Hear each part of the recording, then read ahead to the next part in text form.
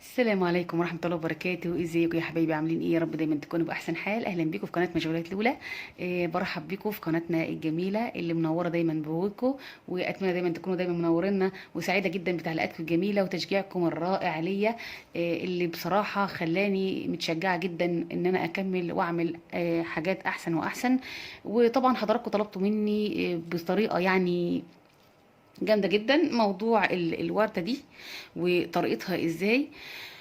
طبعا انا قفلت بيها ربطة الرأس دي، وانتوا طبعا ما شاء الله عليكم كلكم اعجبتوا بالموضوع، بس لفت انتباهكم الوردة دي عشان طبعا جديدة ما حدش عملها قبل كده. فطبعا احنا طبعا زي ما اتعودنا ان كل حاجة معانا مختلفة، كل حاجة معانا جديدة، ودايما الصعب معلولة اسهل من السهولة. وانا طبعا هشرح لكم الوردة دي عشان خاطر انتوا طلبتوها مني بطريقة مستمرة. صراحة يعني لقيتكم طلب عليا كبير جدا، وطبعا انا ما اقدرش اتاخر عنكم. اي طلبات ليكم اوامر يا حبايبي، اي حاجه بس انتوا محتاجينها اطلبوها في الكومنتات، او ادخلوا جروب مشغولات لولا التابع لقناه مشغولات لولا، واطلبوا اي حاجه انتوا عايزينها وانا انفذها فورا ان شاء الله. فالورده دي ان شاء الله اشرحها لكم النهارده باذن الله بطريقه اسهل من السهوله، ويلا بينا نشتغل مع بعضينا. انا اشتغلت الشغل ده، كنت اشتغلته بإبرة 3.5، واشتغلت بخيط كوتون جولد. ممكن طبعا تشتغلها بأي حاجة، يعني هي مش لازم تكون كوتون جولد ولا حاجة، بس طبعا اشتغلي إبرة مناسبة للخيط اللي انت هتشتغلي بيه.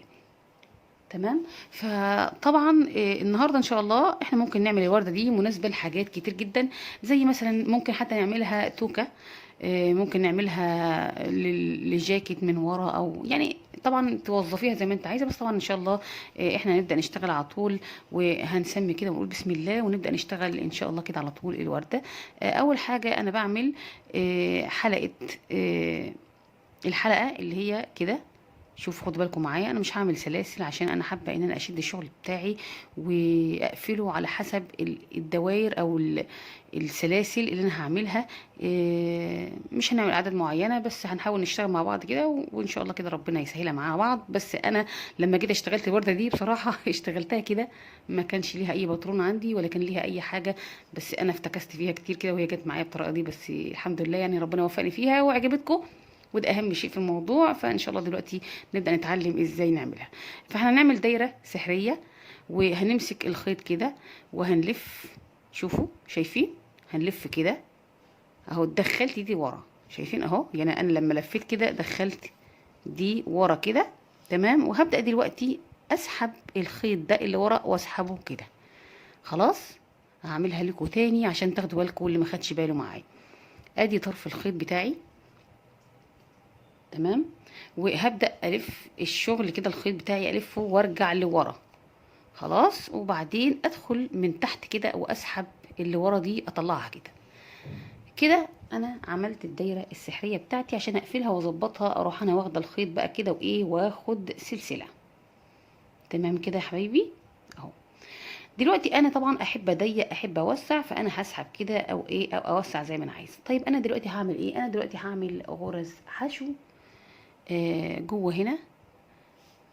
نفضل نعمل غرز حشو زي ما احنا عايزين.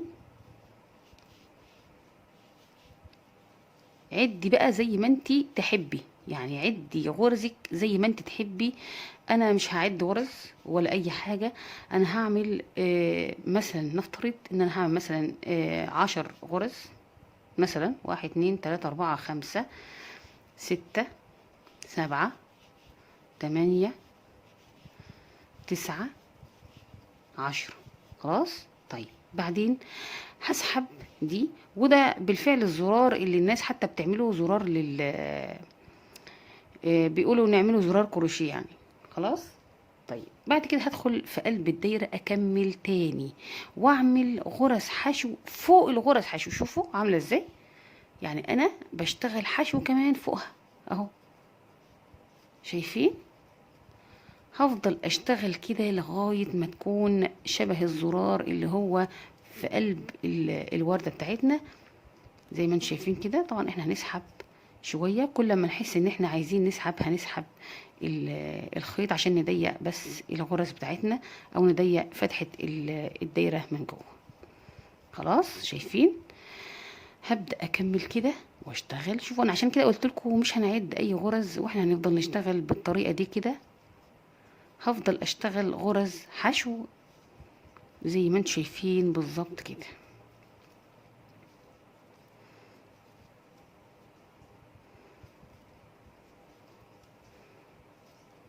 شايفين يا حبايبي؟ هفضل اشتغل بنفس الطريقة. ده شكل اللي هو الشكل ده اللي هو القلب ده.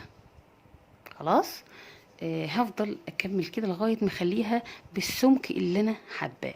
يعني انا طبعا بشتغل غرزه حشو فوق الغرز، يعني شايفين زي ما شايفين كده. اتمنى تكونوا ملاحظين انا بدخل في الفتحه هنا في النص وهلف وبعمل غرزه حشو عادي فوق الغرز، يعني عشان بس اتخن الغرزه بتاعتي. تمام. فطبعا اسحب شويه كده غرزه اللي هي اللي انا كنت عاملاها دي، الخيط اللي انا عاملاه خيط البدايه، وهبدا اشتغل غرز حشو زي ما انتم شايفين.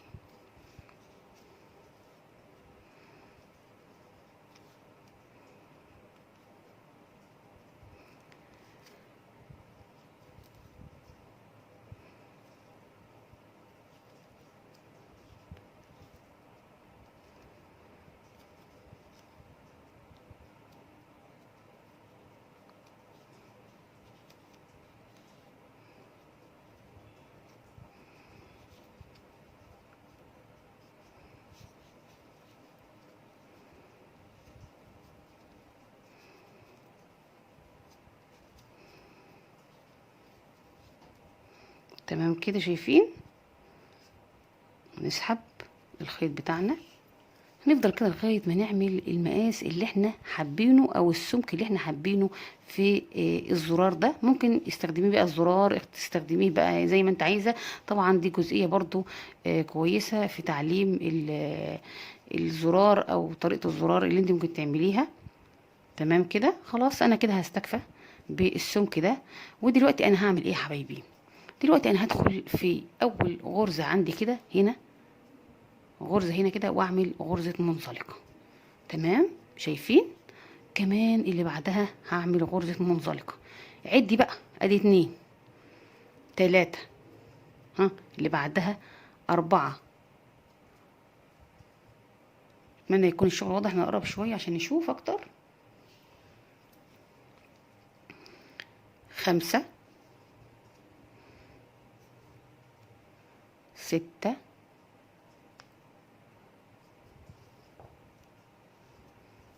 7. شايفين؟ ها 8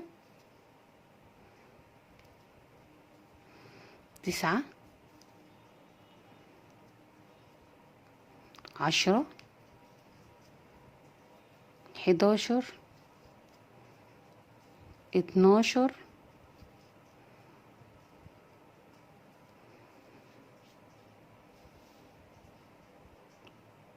13. ها شايفين؟ كله عملنا في غرز حشو، وكمان واحده كده عشان يبقى 14 كده كمان. كده انا عملت كله غرز منزلقه زي ما انتم شايفين. شايفين من الظهر بتاعها عامل ازاي؟ طبعا احنا هنسحب الخيط ده كويس جدا وهنقصه. خلاص هو ملوش لازمه بالنسبه لنا، بس دلوقتي انا هحاول اظبط كده الزرار بتاعي او القلب بتاعي الورده بتاعي وندخله جوه كده. فطبعا حته ان انت عملتي غرزه منزلقه دي خلت الشغل يبقى يضيق شويه عن القلب، فهيبدا ان هو يبرز معانا الشغل بتاعنا. وبكده ده شكل الزرار اللي دايما الناس بتشتغل بيه في شغل الكروشيه. طيب دلوقتي احنا هنبدأ نشتغل الجزئية اللي بعد كده، اللي هي اوراق الشجر او اوراق الوردة يعني اللي هي في البداية. فهبدأ دلوقتي اعمل سلسلة، وهدخل في اول غرزة هنا واعمل غرزة حشو. تمام. طيب بعد كده يا حبيبي هعمل ايه؟ هلف واخد سلسلة. تمام. وكمان سلسلة، وهلف لفة على الابرة، وهدخل في الغرزة اللي بعدها على طول واعمل غرزة بف اللي هي الف لفة كده، وهلف وادخل تاني، وهلف وادخل تالت. شايفين؟ وبعدين الف واطلع من كل الحلقات ما عدا الحلقه الاولانيه، وبعدين الف واطلع من حلقتين، وبعدين هعمل سلسلتين وادخل في الغرزه اللي بعدها على طول واعمل غرزه حشو. ها شايفين كده يا حبيبي؟ واضحة معانا؟ طيب تاني هعملها تاني. انا دلوقتي هدخل في الغرزة اللي بعدها على طول وهعمل غرزة حشو. بعد ما عملت غرزة حشو الاول صح كده، هبدأ اعمل سلسلتين وهلف على الابرة وادخل في الغرزة اللي بعدها على طول وهعمل غرزة بف، اللي هي بلف واسحب، وكمان بلف واسحب كمان مرة، وادي اللفة التالتة، وبعدين الف واطلع من كل حلقات ما عدا الحلقة الاولانية. هلف واطلع من الحلقتين دول وبعدين اخد سلسلتين، ناخد سلسلتين وندخل في الغرزة اللي بعدها على طول ونعمل غرزة حشو. وبعدين الغرزة اللي بعدها على طول هنعمل غرزة حشو، الغرزة اللي بعدها على طول هنعمل غرزة حشو. تمام كده شايفين؟ طيب بعد كده هنبدأ نعمل سلسلتين وهلف رفع ابرة وهدخل في الغرزة اللي بعدها واعمل غرزة البف اللي مكونة من 3 لفات، ادي التانية وادي التالتة، والف واطلع من كل حلقات ما عدا الحلقة الاولانية، وبعدين الف واطلع وبعدين سلسلتين، وبعدين ادخل في الغرزة اللي بعدها على طول وادخل اعمل غرزة حشو، والغرزة اللي بعدها على طول ادخل اعمل غرزة حشو. شايفين كده يا حبايبي؟ طيب بعدين اعمل سلسلتين وهلف وادخل في الغرزة اللي بعدها واعمل غرزة بف، يلا مكونة من 3 لفات، وبعدين الف واطلع وافضل زي ما احنا اتعودنا حلقتين، وبعدين بعد كده هاخد سلسلتين وبعدين ادخل في الغرزة اللي بعدها على طول واعمل غرزة حشو، الغرزة اللي بعدها على طول ادخل اعمل غرزة حشو، صح كده؟ وبعدين سلسلتين، نسحب الخيط شوية كده. بعد كده هلف وادخل في الغرزة اللي بعدها واعمل غرزة بف، وبعدين الف واطلع من كل حلقات ما عدا الحلقه الاولانيه، والف واطلع من الحلقتين دول واعمل سلسلتين وادخل في اخر غرزه هنا واعمل غرزه حشو. هيبقى معايا غرزه حشو اصلا كنا بادئين بيها الشغل، هدخل هنا واعمل غرزه منزلقه. وبكده انا خلصت اول حاجه زي ما انتم شايفين كده في الشغل بتاعي. عملت اول حاجه اللي هي زي الزرار دي، وبعدين عملت اول دور في الورده. نبدأ دلوقتي الدور اللي بعد كده على طول يا حبايبي، وهندخل كده هنا وهعمل سلسلتين خلاص، وهبدأ اقلب الشغل بتاعي. طبعا ده الوش صح وده الظهر، ونشوف ونركز احنا هنعمل ايه بالظبط. شوفوا معايا، طبعا انا كنت عامله هنا غرزتين حشو صح كده، هدخل في غرزة الحشو كده في قلب غرزة الحشو هنا، بسم الله، تمام، وهعمل غرزة حشو. انا بس بعمل كده من بره من ورا عشان اعمل تأسيس للغرز بتاعتي. هبدأ دلوقتي اعمل 3 سلاسل شايفين كده، وهبدأ اعد. طبعا انا هنا شايفة غرزة البف بتاعتي، تمام، هدخل في غرزة البف اللي هنا التانية اهي، بين البف دي والبف دي في هنا غرزتين حشو. ادخلي في غرزة حشو التانية دي اهي، ادخلي فيها واعملي غرزة حشو، شايفين؟ وبعدين 3 سلاسل. يلا هنا غرزة البف اهي ادور عليها صح، بعد كده غرزتين حشو، ادخلي في الغرزة التانية كده اهي، ادخلي جواها وارفعيها كده وادخلي واعملي غرزة حشو، بعدين 3 سلاسل، وهنشوف غرزة البف اللي بعدها وندخل في الغرزة اللي بعدها غرزة حشو، بعدها الغرزة اللي بعدها غرزة حشو ندخل فيها كده وندخل نعمل جواها غرزة حشو، وبعدين 3 سلاسل. هنيجي هنا في غرزة الحشو دي كده شايفين، وندخل هنا نعمل غرزة حشو، وبعدين 3 سلاسل، وبعدين ندخل فين دلوقتي؟ احنا وصلنا كده الاول غرزة حشو عملناها، ندخل في قلب غرزة حشو دي ونعمل غرزة منزلقة، ندخل في قلب غرزة حشو كده ونلف ونطلع منها ومن دي. بكده احنا خلصنا اول دور عندنا اللي هو تأسيس الغرزة اللي بعد كده. دلوقتي احنا هنعمل ايه يا حبايبي؟ دلوقتي يا بنات زي ما انتم شايفين كده خلصنا تأسيس للدور اللي بعد كده. هبدأ دلوقتي اشتغل وهدخل ادخل ابرة كده في الخيط بتاعي في الحلقة، وهبدأ دلوقتي اعمل ايه، هبدأ اقلب الشغل كده على وشه زي ما انتم شايفين كده، وهدخل في اول فراغ هنا واعمل غرزة حشو. خلاص، وبعدين هعمل 6 سلاسل. تمام، وبعدين في نفس الفراغ تاني اعمل غرزة حشو في نفس الفراغ. ماشي تمام كده اهو، اعمل غرزة حشو.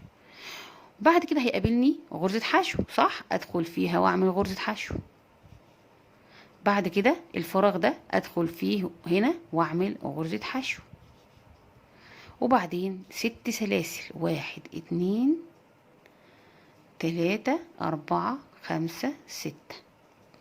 وبعدين ادخل هنا واعمل في نفس الفراغ غرزة حشو، وبعدين ادخل فوق غرزة حشو اللي هنا واعمل غرزة حشو، وادخل في الفراغ اللي بعده واعمل غرزة حشو، وبعدين 6 سلاسل،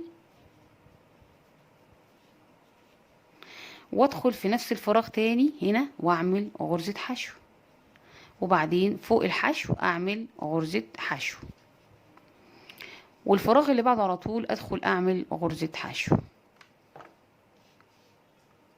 تمام، وبعدين 1 2 3 4 5 6، وادخل في نفس الفراغ تاني واعمل غرزة حشو،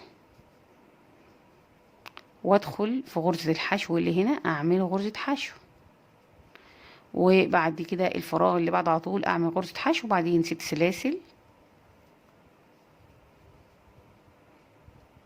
وبعدين نفس الفراغ تاني ادخل اعمل غرزة حشو. خلاص، دخلت انا على طول اهو كده، انا خلصت ووصلت لاول حاجة. هبدأ دلوقتي اشتغل هنا. اول حاجة هدخل هنا الاول واعمل غرزة منزلقة، في غرزة بعدها على طول اعمل غرزة منزلقة. تمام، ونبدأ دلوقتي نشتغل على طول في الجزئيات اللي احنا اسسناها كمان مرة دي. فهبدأ الف لفة على الابرة وهدخل في قلب الفراغ ده واعمل 5 عمود بلفة. ادي اول عمود، وادي تاني عمود، وادي تالت عمود، 4 5. تمام كده. بعد كده هبدأ دلوقتي اعمل غرزة البيكو اللي هي 1 2 3، وهدخل هنا والف لفة على الابرة واطلع من هنا ومن الحلقة التانية كمان اهو، ادخل هنا والف واطلع من دي واطلع من دي. بعد كده هبدأ اعمل كمان جواها 5 اعمدة. ادي 1 2 3 4 5.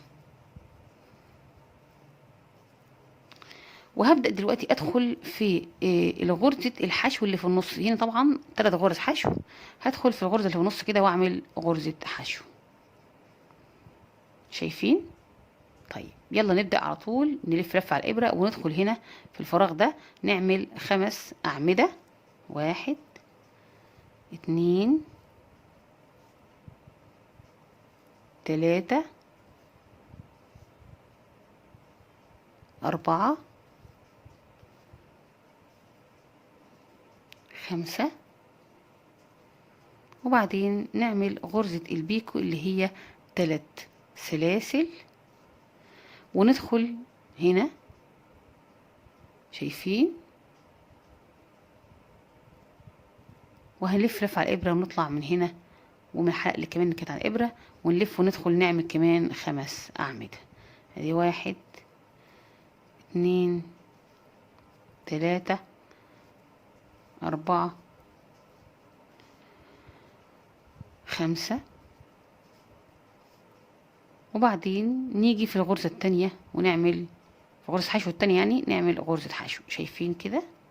طيب احنا هنكمل كده لغاية النهاية ونرجع لكم تاني ان شاء الله نشوف هيكون شكل الوردة عامل ازاي، ونبدأ نشتغل في الجزئية التانية للوردة اللي هي الأفرع بتاعة الوردة من تحت.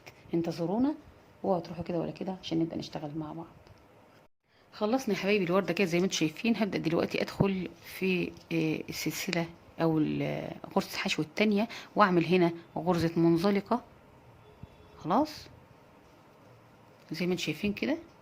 بس نرجع شوية كده بس عشان تشوفوا كويس. احنا كده خلصنا الوردة بتاعتنا. انا كنت عاملاها هنا من 5 افرع، وهنا كنت عاملاها من 6. طبعا ده حسب ما انت بتزودي عدد السلاسل من ورا، طبعا ده حسب براحتك طبعا. خلاص انا اديتك الفكره وانت ظبطي طبعا زي ما انت عايزه. زي ما انتم شايفين كده دي الورده بتاعتي. هبدا دلوقتي اعمل الجزئيه الثانيه اللي هي الافرع بتاعتها. وانا نسيت اقول لكم حاجه مهمه جدا، ما تنسوش تعملوا لايك يا حلوين، عشان احنا ما قلناش في اول الفيديو. اعملوا لايك، والحاجات اللي احنا بنقعد نقولها كده دايما لا انا هقولها دلوقتي. لازم بسرعه نعمل لايك للفيديو ده، واللي ما اشتركش في القناه يشترك ويفعل الجرس عشان يوصل لكم كل حاجه جديده مع لولا. زي ما انا سمعت كلامكم وقمت على طول فورا عملت الورده اللي انتم من ساعتها عمالين تطلبوها مني، وانا ما اقدرش اتاخر عنكم ابدا. هبدا دلوقتي اعمل افرع الورده دي. وما تنسوش يا حبايبي تعملوا لايك لايك لايك لايك وكومنتات حلوه كده عشان دايما تشجعوني. يلا شجعوني. هبدا دلوقتي اعمل افرع الورده. واحنا مش هنحب دايما زي ما تعودنا مع لولا ما نحبش نقص الخيط كتير، وهنبدا نشتغل على طول مع بعض عشان نشوف احنا نشتغل ازاي. فهبدا دلوقتي ادخل بعد ما عملت غرزه منزلقه هنا. هسحب الخيط كده كويس، وده ظهر الورده بتاعتنا. خلاص ده الظهر بتاعنا. هعمل سلسلتين كده. خلاص وهدخل في اول فراغ كده يقابلني واعمل غرزه حشو. اول فراغ قابلني كده، اي مكان للفراغ يعني قابلني وعملت غرزه حشو. تمام. هبدا دلوقتي اعمل الفرع او افرع كتير بالعدد اللي انت تحبيه. احنا نشتغل مع بعض وانت تعملي العدد اللي انت يكون مناسب ليكي. هبدا دلوقتي اعمل 5 سلاسل. تمام شايفين كده. وكمان هعمل كمان 5 سلاسل. 1 2 3 4 5. عدي من هنا 1 2 3 4 وادخلي في الرابعة. ادخلي في الخامسة هنا واعملي غرزة منزلقة. ها شايفين كده دخلنا في الخامسة وعملنا غرزة منزلقة. بعد كده هعمل ايه بقى؟ هدخل في قلب الدايرة دي، في قلب الدايرة هنا واعمل غرزة حشو، وكمان غرزة حشو. شايفين؟ وبعدين اعمل نص عمود، وبعدين 3 عواميد. شايفين كده؟ لسه عمود كده كمان، وبعدين نص اهو اللي هي تلفي ابره وتطلعي من كله نص عمود، وبعدين غرزتين حشو. ادي 1 2. خلاص انا كده عملت اول حاجه. هدخل في السلسله اللي بعدها على طول، السلسله اللي جايه، واعمل غرزه منزلقه. شايفين يا حبايبي كده؟ بعد كده هبدا اطلع 1 2 3 4 5 سلاسل. تمام. وبعد كده اعمل كمان 5 سلاسل. 1 2 3 4 5. وهدخل في اللي انا ماسكاها دي اللي هي كانت رقم 5 هنا اهي، يعني اعد 1 2 3 4 5. ادخل هنا واعمل غرزة منزلقة. تمام. وبعدين ادخل جوه الدايرة اللي انا عملتها دي واعمل غرزتين حشو جوه الدايرة. ادي اول غرزة حشو، تاني غرزة حشو، وبعدين نص عمود في قلب الدايرة، وبعدين 3 عمود. ادي 1 2 3، وبعدين نص عمود، وبعدين 2 حشو. 1 2. وتدخلي في السلسلة اللي جايه دي على طول وتعملي غرزة منزلقة. ادخلي هنا وادخلي اعملي غرزة منزلقة. شايفين كده؟ دي اول جزئية. طيب نكمل نقول 1 2 3 4 5 سلاسل. امسكي السلسلة دي كده وعدي كمان 1 2 3 4 5 وادخلي في السلسلة دي، مش اللي انت ماسكاها اللي فوق على طول، واعملي غرزة منزلقة. بقى معاكي حلقة صح؟ ها ادخلي جوه الحلقه هنا، جوه الحلقه بتاعتك. شوف انا اوريك الاول بس المنظر، عشان احنا طبعا هنعمل من اتجاهين، من هنا ومن هنا اهو. ده شكل الورده بتاعتي. يلا هكمل واشتغل في قلب الدايره اللي انا عاملاها دي. هعمل 2 حشو، ادي 1 2، وبعدين نص عمود اهو، اطلع من كل الحلقات كده، وبعدين 3 عمود، ادي 1 2 3. طبعا في حاجات كتير للافرع بتاعت الورده دي، يعني غرز كتير جدا.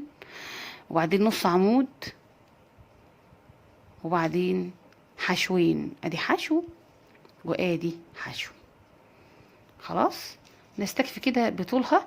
طيب دلوقتي هدخل في الغرزه اللي بعدها على طول، واعمل غرزه منزلقه في اول سلسله تقابلني هنا، هدخل فيها واعمل منزلقه. تمام. بعدين السلسله اللي بعدها على طول ادخل اعمل منزلقه اهو، شايفين كده.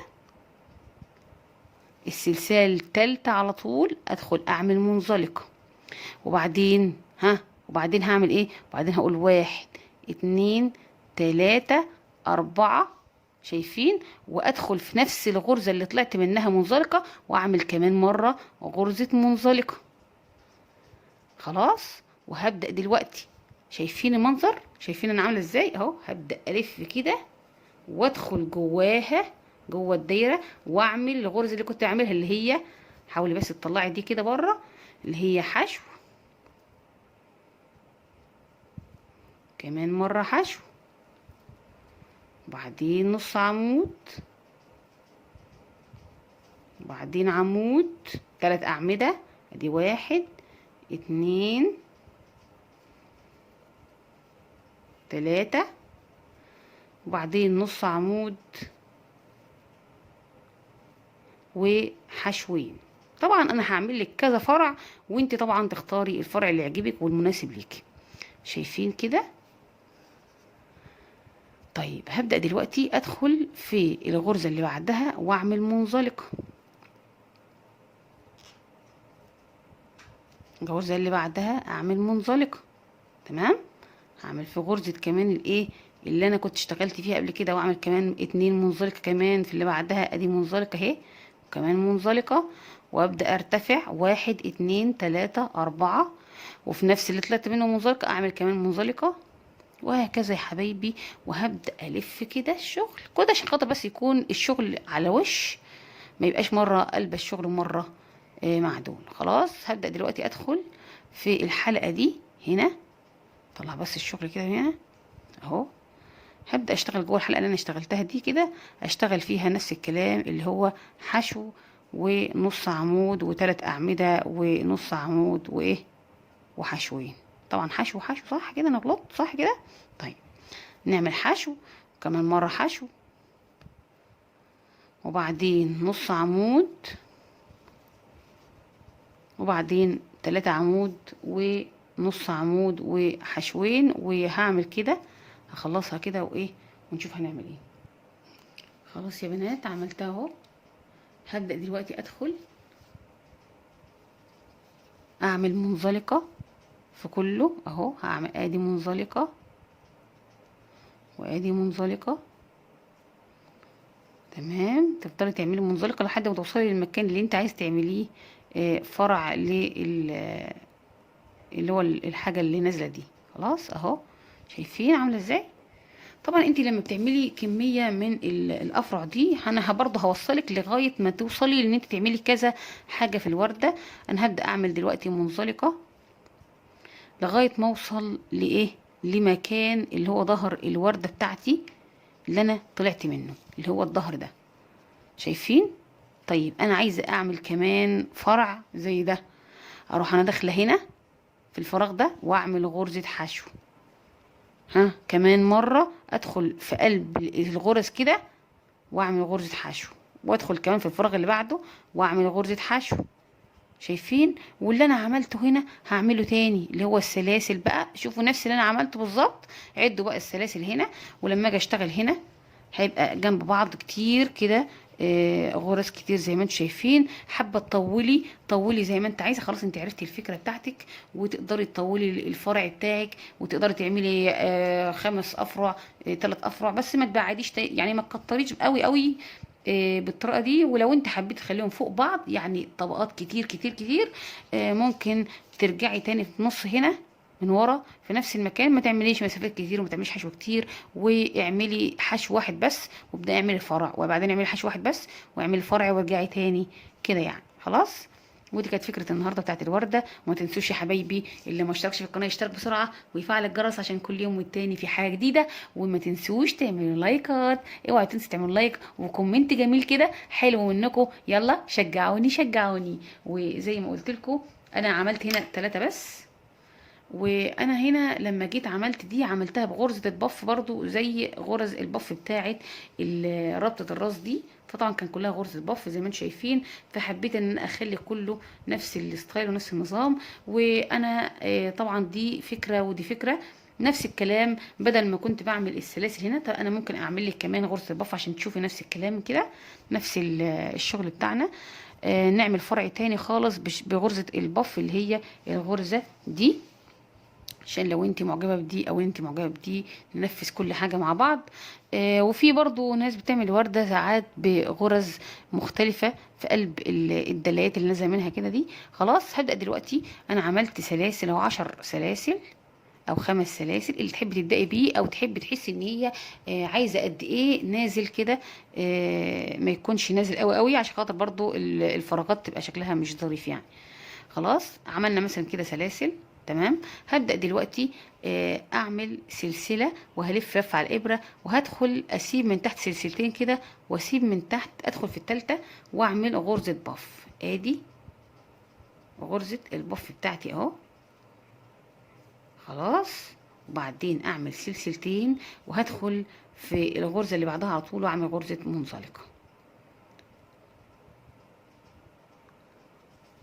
شايفين عامله ازاي؟ طيب انا هقوم جايه كده وهلف الشغل بتاعي وادخل كمان مره واعمل في الناحيه دي منزلقه. شايفين؟ وبعدين اعمل سلاسل زي ما انت عايزه الفرق يكون قد ايه، وبعدين سلسلتين. ها. وتلفي بقى الشغل كده عشان خاطر مره تبقى واحده يمين ومره واحده شمال، وتروحي داخله في السلسله كده التالتة وتعملي غرزه البف بتاعتك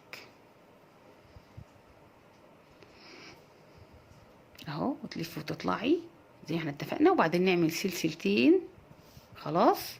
وهبدأ ادخل في الغرزة اللي جنبها على طول واعمل غرزة منزلقة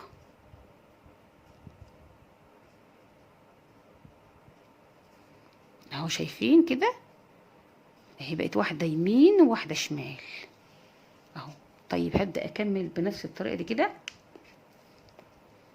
واعمل مثلا كل مرة بعمل 5 سلاسل نفترض، يفصلوا بين كل بتلة والتانية. خلاص. بعد ما عملت 5 سلاسل ابدأ اعمل كمان سلسلتين. تمام. وهلف لف على الابرة، يبقى انا عملت سلسلتين اهم. ادخل في التالتة هنا واعمل غرزة البف اللي انا بعملها. حابة تعمليها عواميد برضو اللي يريحك، قلتلك الفكرة وانتي اشتغلي زي ما انت عايزة. خلاص. بعد كده سلسلتين وادخل في السلسلة اللي جنبها على طول واعمل غرزة منزلقة. خلاص. شايفين كده؟ كمان مرة كمان مرة. خلاص. هدخل اعمل 5 سلاسل، 1 2 3 4 5، وامسك كده الغرزة ال5 واعمل سلسلتين وهلف لف على الابرة وادخل في الغرزة اللي كنت ماسكاها دي وهعمل غرزة بف. ها. شايفين؟ غرزة بف اهي. وهلف كده واطلع من غرزة البف بتاعتي، وبعدين سلسلتين وادخل في الغرزة اللي بعدها على طول واعمل غرزة منزلقة. تمام كده؟ يبقى انا عملت كده الجزئيات دي. خلاص. اعمل كمان غرز منزلقة كده، غرزة منزلقة كمان مرة، وغرزة المنزلقة اللي بعدها كمان، وهبدأ ارتفع سلسلتين وهلف وادخل اعمل في الغرزة اللي جنبها على طول اعمل غرزة البف. تمام كده؟ وبعدين سلسلتين. خلاص. وهبدأ ادخل في الغرزة اللي بعدها على طول واعمل غرزة ايه منزلقة، وهكذا يا بنات نبدأ نعمل غرز منزلقة لغاية ما نخلص كل الايه الغرز. وانت بقى عرفتي خلاص الغرز تحطها فين وتعملي الشكل اللي انت حباه ازاي. شايفة طبعا دي اللي في النص، يعتبر ده اللي في النص، وده اليمين وده الشمال. وكمان هتعملي كمان مره كمان سلسلتين اهم، وتلفي لفه على الابره وتدخلي في الغرزه اللي بعدها تعملي غرزه بف. خلاص اهو. بعدين سلسلتين تدخلي في الغرزه اللي جنبها على طول اعملي غرزه منزلقه، واللي بعدها على طول غرزه منزلقه. شايفين الموضوع سهل ازاي واسهل من السهولة زي ما اتعودنا دايما مع لولا، كل شغلنا اسهل من السهولة. شايفين كده؟ طبعا انت تفضلي تعملي غرز منزلقة لغاية بقى ايه، انا كده كفاية استكفي كده بالقدر ده بالافرع. فانا هفضل اعمل غرز منزلقة لغاية ما اوصل لبداية الشغل بتاعي. وفي نفس الوقت انا كده برضو خليت السلسلة نفسها تكون متينة شوية، ما تكونش خفيفة قوي. فهتلاحظي ان السلسله بعد ما انت تعملي فوقها منزلقه ان السلسله بقت تبقى متينه شويه وتخينه شويه زي ما انت شايفين كده. خلاص. فهبدا دلوقتي اعمل اخر حاجه غرزه سلسله وهقص الخيط، وبكده انا عملت الورده بافرعها وكذا طريقه للفروع. وشوفوها كده معانا اهي الورده كده بتاعتنا. اتمنى تكون زي ما انتم شايفين يا حبايبي كده خلصنا الورده بتاعتنا، واتمنى تكون الورده عجبتكم، واتمنى يكون شغلنا عجبكم. وما تنسوش يا حبايبي تعملوا بقى لايك للفيديو ده. وشوفوا كمان ادي الورده اللي هي من 6، وادي هنصغر شويه الشغل كده عشان نشوف مع بعض. وادي الورده دي اللي من 6 افرع، ودي الورده اللي من 5 افرع. واتعلمنا ازاي نعمل الافرع الصغيره دي. اتمنى يكون الشغل عجبكم. ما تنسوش يا حبايبي تعملوا لايك. يلا اقول لكم دلوقتي الى اللقاء ان شاء الله في فيديو جديد وشغل جديد، والسلام عليكم ورحمه الله وبركاته. باي باي يا بنات.